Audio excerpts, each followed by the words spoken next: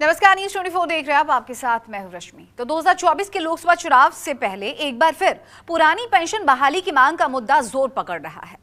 दिल्ली के रामलीला मैदान में आज ओपीएस बहाली की मांग को लेकर सरकारी शिक्षकों और कर्मचारियों की बड़ी रैली चल रही है। आपको बता दें कि देश भर से काफी तादाद में यहां पर शिक्षक कर्मचारी दिल्ली के रामलीला मैदान पहुंचे हैं। आपको दिखाते हैं हमारी ये ग्राउंड रिपोर्ट। पेंशन शंखनाद को लेकर दिल्ली के रामलीला मैदान में तकरीबन 1 करोड़ लोग अपनी मांग को लेकर पहुंचे हैं, जिन्हें समर्थन देने के लिए दिल्ली कांग्रेस के प्रदेश अध्यक्ष अरविंदर सिंह लवली पहुंचे हैं, हमारे साथ मौजूद हैं।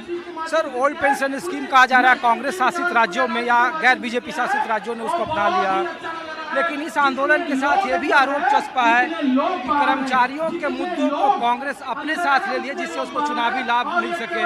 5 राज्यों में विधानसभा चुनाव है। देखिए, इस सरकार को किसी ने मना किया कि वो कर्मचारियों की बात ना सुने। इस सरकार को पूंजीपतियों की बात सुनने से फुर्सत मिले तो ये किसी और वर्ग की बात सुने। किसानों की बात आप नहीं सुनोगे, मजदूरों की बात आप नहीं सुनोगे, महिलाओं की बात आप नहीं सुनोगे, छात्रों की बात आप नहीं सुनोगे। सरकारी कर्मचारी बेचारे जाएं तो जाएं कहाँ? तो कांग्रेस इनके साथ मजबूती के साथ खड़ी है और निश्चित तौर पे पूरे देश में जिस तरीके का माहौल है, इस सरकार को समझ लेना चाहिए कि उनके दिन गिनती के हैं। लेकिन अरविंदर साहब ये भी सवाल को पूछ रहे हैं कि आरबीआई के गवर्नर कह रहे हैं, सरकार कह रही है कि 2042 तक अगर हमने ओल्ड पेंशन स्कीम को जारी रखा तो आर्थिक तौर पर जो आर्थिक मॉड्यूल है देश का वो बैठ जाएगा और वो इसको वहन नहीं कर सकते। सरकार अपनी मेहरबानी पूंजीपतियों पे कम करे तो बाकी ये सरकारी कर्मचारी हैं, ये देश की आर्थिक स्थिति को भी समझते हैं और देश के अंदर आर्थिक संचार किस तरीके से होना चाहिए। आप जो है जहां कुछ करोड़ में काम हो सकता है वहां सैकड़ों करोड़ लगा के फंक्शन करने में आप तैयार हैं। आप कहीं पे किसी उद्घाटन की पूजा के लिए यज्ञ कर देते हैं, उस पर करोड़ों रुपए खर्च करने को तैयार हैं, लेकिन मुफलिस वर्गों की बात सुनने को आप तैयार नहीं हैं। क्या माना जाए कि ये आपका चुनावी एजेंडा नहीं, क्योंकि बीजेपी बार बार आरोप चस्पा करती है कि कर्नाटक हो, राजस्थान हो, हिमाचल हो, कांग्रेस से कहती है लागू करने में उसे लेट लतीफी लगती है, और ओल्ड पेंशन स्कीम अगर सरकार ने खत्म किया है, न्यू पेंशन स्कीम को लाया है तो वो देश के हित में है, वो आप लोग रेवड़ी जैसा बांट रहे हैं। गरीब आदमी से इनकम टैक्स लेना देश के हित में है और पूंजीपतियों को रियायत देना जो है वो देश के हित में नहीं है। ओल्ड एज पेंशन और इस पेंशन में, ओल्ड एज पेंशन में इनको आयकर से भी एक लिमिट तक छूटती है। आज किसी को आयकर लगता है, तो ये सिर्फ सारा कुठारा घात जो टैक्स का है वो गरीब लोगों के लिए ही है। तो सरकार को अध्ययन करना पड़ेगा कि ये सरकार किन लोगों की है।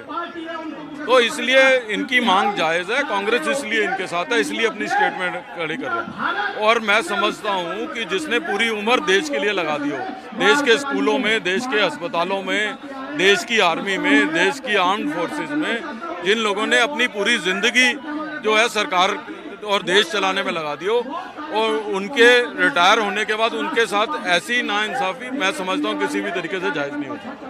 तो अरविंदर सिंह लवली हैं और बता रहे हैं कि ओल्ड पेंशन स्कीम कर्मचारियों के हित में है, सरकार पूंजीपतियों पर मेहरबान है, इन कर्मचारियों के हितों का ख्याल अगर वो नहीं रखेगी तो कांग्रेस उसका ख्याल रखेगी। कैमरामैन अमित राय के साथ ऋषिकेश कुमार, न्यूज़ 24 दिल्ली। आगे थोड़ा सा दिखा देना। बोले, दिल्ली के रामलीला मैदान में ओल्ड पेंशन स्कीम के हक में एक बड़ी रैली का आयोजन किया गया, जिसका नाम पेंशन शंखनाद रखा गया। और तस्वीर आप पहले देख लीजिए रामलीला मैदान की कि कितनी बड़ी तादाद में देश के अलग अलग राज्यों के लोग यहाँ पहुँचे हैं। 18,000 किलोमीटर की यात्रा national old pension scheme movement जो संगठन है उनके जरिए ये किया गया है, और पूरा जो रामलीला मैदान है वो पटा पड़ा है।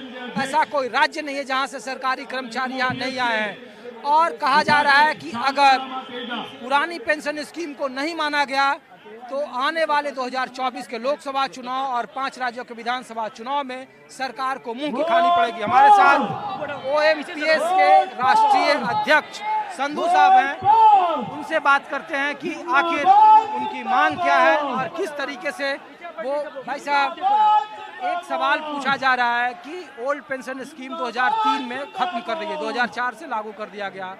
आरबीआई के गवर्नर कह रहे हैं कि 2042 तक सरकार का दिवालिया हो जाएगा अगर ओल्ड पेंशन स्कीम को हमने लागू किया तो।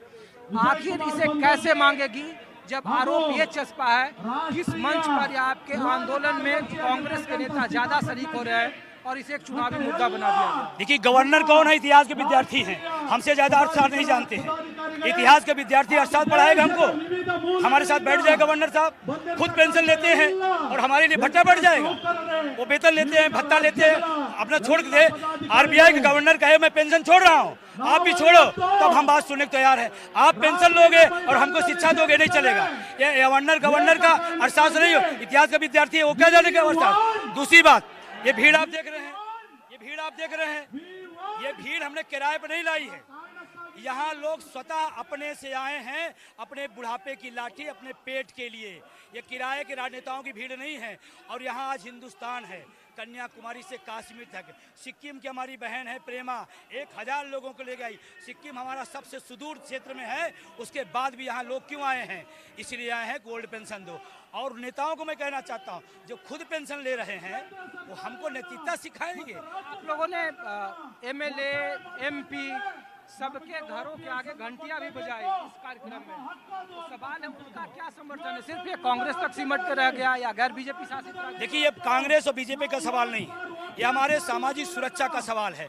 और हम अपनी हक की आवाज उठाएंगे। हाँ, जो मेरा समर्थन करेगा हम धन्यवाद दूंगा, हम स्वागत करूंगा। हम तो कहते प्रधानमंत्री जी आज आ जाते।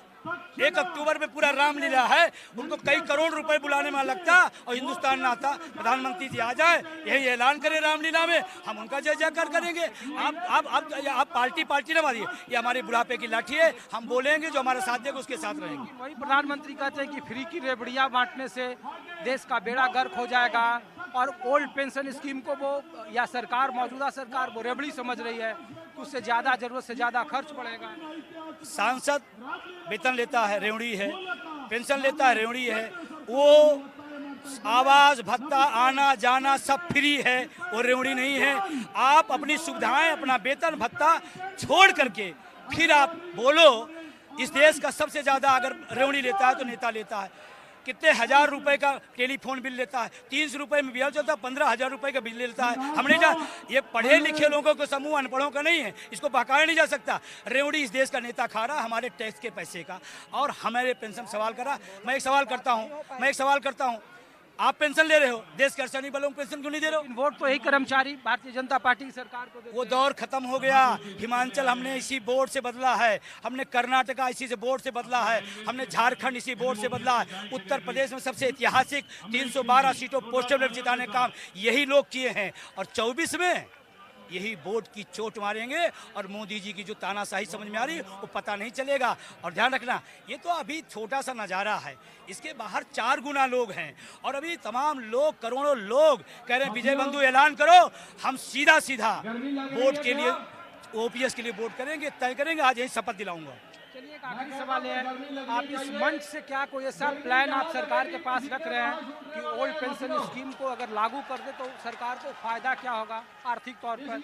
ये भी तो जिम्मेदारी। देखिए, मैं बता दूं आपको, पुरानी पेंशन व्यवस्था से आर्थिक भार नहीं पड़ेगा, बिल्कुल नहीं पड़ेगा। और जो लोग बताते हैं उनसे एक सवाल किया करिएगा, 10% हमारा करता है, 14%